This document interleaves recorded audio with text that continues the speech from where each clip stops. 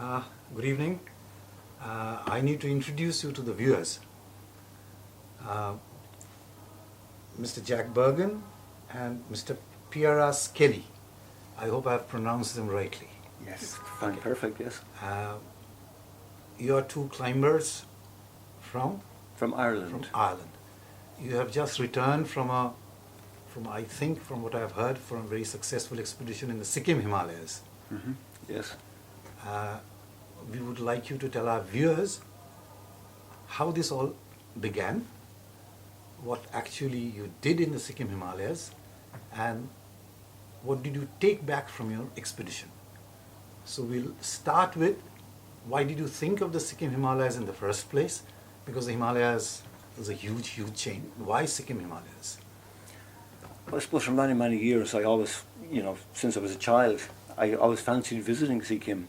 Uh-huh. And an opportunity arose for me in 2014 when Raja and some friends of his had come across some photographs, and they invited Alan Tees and a few people to come, and Alan kindly asked me to come. So we came in 2014, and for all sorts of reasons it wasn't that successful in terms of the climbing potential. There was quite a lot of exploration with climbing, and for me it was a lot of unfinished business. So about 4 months after that trip, I went home and thought hard about it and said, we need, a young, fit, strong team to try and tackle some of these summits which I saw, which were quite imposing. And on the basis of that, I met Pirish in a bookshop, and I said, Pirish, what do you reckon? He said, absolutely. And between the two of us, anyway, we got a group of 8 people to come back. And Sikkim it's remote. Access is quite difficult. Access can be problematic. The terrain was certainly, the access terrain was certainly quite, I suppose, difficult is probably an understatement, but so much so one of the porters unfortunately lost a load on the way in, which sort of affected our diet a little bit at base camp. But we got there after 5 days of reasonable hardship and comfort and discomfort and whatever. And we got a base camp at about 3,800 metres. Mm-hmm. And from there we proceeded to establish a higher camp at about 4.3. And from there a bit of exploration and a few sort of minor summits were achieved. And Pirish was one of those people that was successful in one of those minor summits. So, oh, congratulations. Thank you very much. Let's go back a little further. You start your trek in to the base camp. I'm given to understand that you have to pass through forests, which are quite uncharted territory still. Oh, absolutely. So much so that anything up to maybe 70 degrees of slope, 70 degree angle of slope, and we're trying to traverse these, swinging out of bamboos, mm-hmm. and and then down to try and see if we can negotiate territory which has been sort of ravaged by landslides and things, which necessitated quite dangerous river crossings. Mm-hmm. And we had some leeches to contend with, not a huge problem, they don't bring any disease, we all, got a little visit from a leech at one stage or other on the trek in or the trek out. Mm-hmm. Yes, we had a 4-day trek in. A lot of rhododendron forests had to be negotiated, so much so the porters went in, or two of the porters or two friends of Mindups went in beforehand with machetes and hacked a route through pretty dense rhododendron forest. And but we got through. It was a bit of an adventure in itself. This sort of reminds you of what used to happen maybe 50 years ago, before they laid out really well-traveled tracks for the paying customers. Oh, certainly no tracks here. I mean, there was part of the track went up to a place called Tolong, and that we've had in previous, I suppose up to about 15, 20 years ago, had been a reasonably well-established track. But as I said, over time, and especially with the earthquake that struck northern Sikkim in 2011, that devastated some of that track. So much so that, yes, there was a lot of, I suppose, deviation from an existing track involved in this. Yeah. There are also some poacher tracks there, I have been told. Have you encountered any poacher tracks there? Nothing that we resembled it, that for us, no. We didn't think so anyway, no. We would have No. been glad to see any track. Any wouldn't we? track. We would have followed it. Maybe it's just as well there wasn't any poacher track. Yeah. After you reached base camp and put up your higher camp, did you have a particular focus? Would you rather go and climb a peak or rather go around exploring?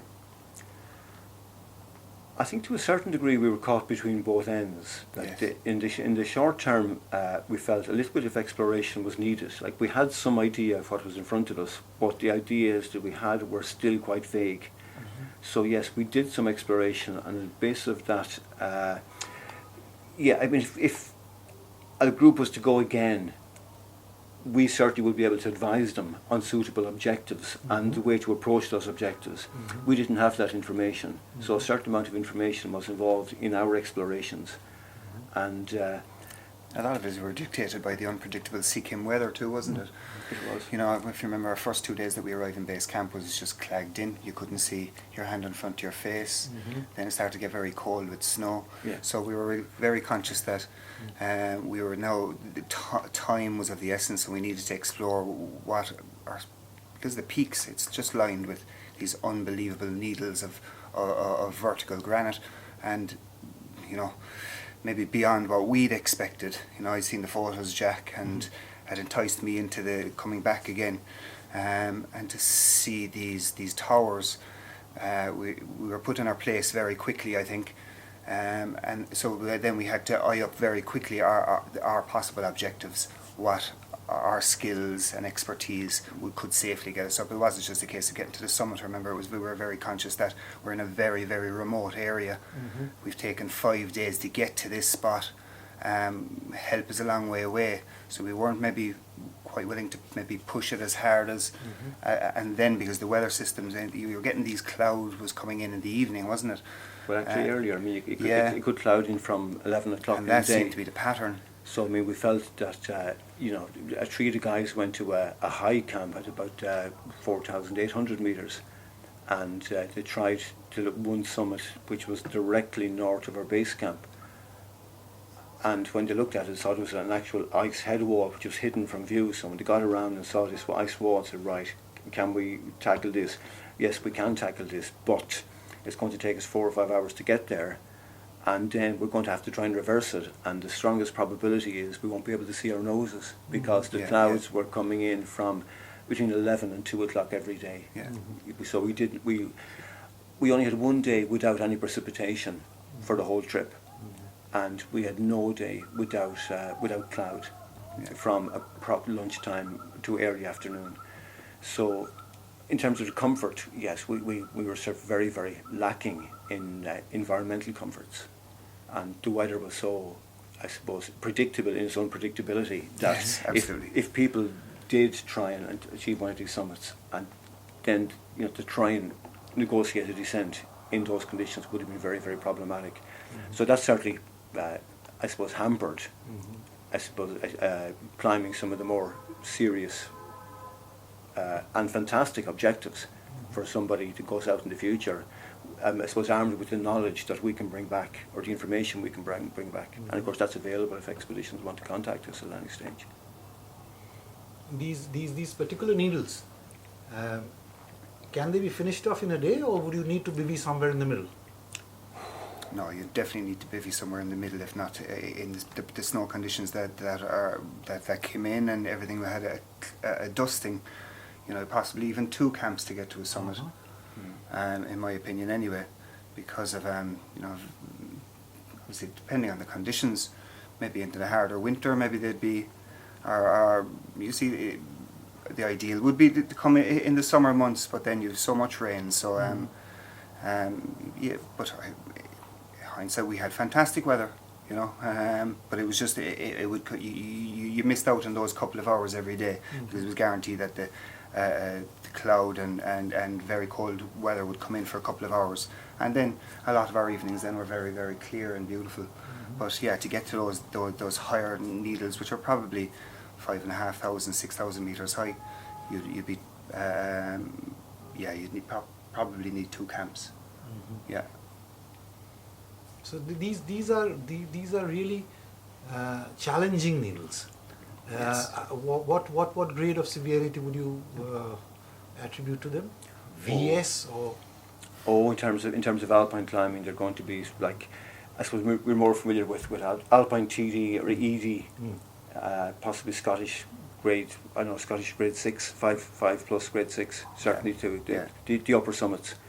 The lower reaches, yes, you might have maybe possible avalanche risk, possible stonefall risk, but certainly as you get higher up, you're definitely going to be into, I don't know, Scottish grade, either 5 plus 6, TD plus ED. Yes, definitely. that's serious stuff. Oh, absolutely. Yeah. I mean, we had the equipment to try and do that. We had some people experienced enough to try and do that, but we just did not have a guaranteed period of settled weather. No, that we were willing to risk it. That people were willing to risk it, and one or two might have been willing to risk it, but as a group, we could not necessarily support them because if something went wrong, the resources required to get people out if something went wrong would have been beyond our means, and it could have been very, very serious. Yeah. So. And on the other side of that, the remoteness of it, for me personally and for the rest of the team, that added so much to it. It was the remoteness. It was places that nobody had been, you know, mountain passes that you'd heard of, a German group had climbed to, and this is just amazing. This is just, you know, so it wasn't really about the summits after a while. We were all very focused, packing our hardware before we left Ireland. When we got there, we were just glad to be in a moraine that nobody had walked in, you know. Between the team, we got, you know, the lads did two of their own rock needles at a good high grade of rock climbing at altitude. We did a fantastic summit on the Feast of Diwali. Beautiful day, views all around. But it wasn't then what about the summits anymore. Sure it wasn't, it was just being where we were. The forest, beautiful, all that whole area. So yeah, the whole expedition was a fantastic success, even with a broken finger, but it was still good. My commiserations on your... But after all, it's your pinky. It won't be that bad. So all said and done, it was more about going where people have not been in a very long time, which you found more exciting than bagging a couple of summits. Pirish, you want to answer that one? Oh, absolutely. I already said it. Yeah, it was for me. Yeah, I suppose for me, as you know, having been here before, I had ambitions, yes, of trying to, you know, climb one of these summits. But we very quickly realised that, first of all, there was far more snow there than there had been 2 years previously. Mm-hmm. And, you know, 2 years previously, I was just at base camp for 3 days, and we had quite inclement weather. I didn't think we could get the same inclement weather every day, which we actually did get. And so that, I think basically the risks involved just were not worth it for the parties we had and the area we were and the remoteness. So because of that, yes, I mean, I had to, and also personally speaking, for some reason, I didn't acclimatise that well on this trip. Mm-hmm. You know, I got to 4.8 twice. The second time was worse than the first time. Mm-hmm. It should have been way better than the first time. You know, I've been to 6,000 a few times and no problems. So I wasn't physically in a good place for some strange reason. But I was very, very happy to stay and support the guys. But, you know, the risks just did not warrant further efforts on the more significant peaks. Mm-hmm. Coming back was mandatory. For me it was mandatory, yes. It was unfinished business the last time. It was mandatory, yes, definitely. But unfortunately the weather did not, you know, play into our hands. Mm-hmm. Like in most other places in the Himalayas, there are still, maybe not anymore, there are no more blanks in the map, but there are plenty of places where people don't go too often. Mm-hmm. The reason being, I think, twofold. One, because the approach is difficult or maybe too long. It's more difficult. Even in our country, and I suppose it holds true all over the world, people keep repeating things, as far as climbs are concerned, that have been done 100 times. Vis-a-vis that, going to uncharted territory places that have not been visited too often, would that be more exciting? Oh, definitely. Absolutely, definitely. I think, I suppose maybe from an Irish psyche perspective, that most of us that are involved in climbing and hill walking and mountaineering in Ireland, I guess, like the exploration aspect of it, and certainly that would have been a big carrot for everybody on this trip, on this expedition. And yes, we and let's not forget that we did get the three, even as we're minor, unclimbed summits, and that in their own self were significant, and the climbers feel very, very proud of their achievement in that. They've trodden where nobody's ever trodden before, and probably might never trod again. For a very long time. Oh, yes, but probably ever, because if people do go back to this area, they'll probably try and climb the more significant peaks. The average trekker is not going to be attracted to where we went, because I don't think the average trekker will tolerate the hardship and the lack of communication. Like we're now living in a world whereby we do rely on modern technology for communication, and of course in India we're not allowed to bring satellite phones into areas like this. So again, that was a factor again which would have affected our ability to push the boat out a little farther and maybe take greater or a more serious attempt at some of these summits. So little things like that will certainly, I suppose, always keep remote areas remote, and maybe only the committed will actually go to these more remote areas. That is an interesting thought, but there was one point of time when Everest was very remote, and now, to take a very oft-repeated phrase, Tom, Dick and Harry are usually found atop Everest every year. How do you explain that? I personally don't think it's going to happen in Sikkim. Thank God for that. I don't. Yeah, no, but I think all these summits, and we'll share some of the expedition photographs with the website. Of just mind blowing. Like I'd initially seen the photograph of what we've been calling the Needles, but it's just it's a ring of peaks, and they deserve to be climbed. It's a pity we weren't the ones to climb the bigger, gnarlier, steeper, aesthetic ones, but hopefully teams will see that it can be done. And with Raj's support, we were very, very lucky to be able to go to an area, one that very few people had been, to try and have attempts off summits people have never climbed.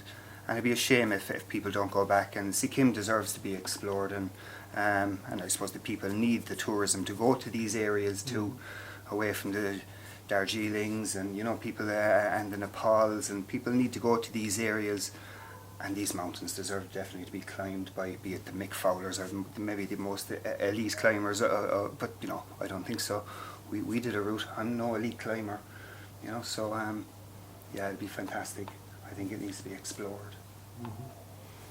But it has a flip side. Once it gets explored, it goes the Nepal way. It dilutes it. Yeah, absolutely. You'll have a hot bath for $5 and then... Yeah. I don't think they're going to build a fantastic road up, especially for trekkers to go in there anyway. So there's still going to be always that. I think that challenging approach. You plan to come back again to the Sikkim Himalayas? Or do you have your sights on some other part of the Himalayas? I personally think that if I come back to the Himalayas again, I think I'll come back to an area with more settled weather, with sort of longer days, longer days where you can actually commit yourself to climbing summits, ideally speaking, unclimbed summits. My second time in Sikkim, I don't think I'll be back in Sikkim, personally speaking. I don't know about Pirish. I must definitely be back. Yeah. Some of the team already. And there's one of the guys definitely chomping at the bit. Yeah. Sean is definitely chomping at the bit. And it just shows how amazing, how very quickly you forget all the pain and the suffering and the cold and the how many days away. We're in this really nice hotel room, had a shower, just had a shave, and I'm talking about come back to Sikkim. If you asked me last week, it would have been a different answer, I'm sure. It usually is. People keep coming back. What would you say has been your Takeaway points from this expedition. What are the things that you're going to take back home from this expedition? Well, to me, the camaraderie of the group was A1. Okay. There wasn't one irate word spoke between any two people over the 4 weeks. Not one. The assistance of the local of Raja, Mindup, Pemba, Yeah, the entire Tendup, team of porters and Aaron, helpers and Rakesh. assistants, amazing. Absolutely superb. We couldn't have asked for better service from the locals. Joe and Mangan, jeep drivers, everybody pulled out all the stops to make the trip successful for us. So the hospitality and the care and the attention to detail and the logistics that we got from the locals and I said from Raja here in Calcutta was just A1. That certainly number was the top of the list. And of course the fact that Sikkim is an organic state and is pristine is a credit to everybody behind the Sikkim's organisation and management administration, and that's to be commended, and long may it continue.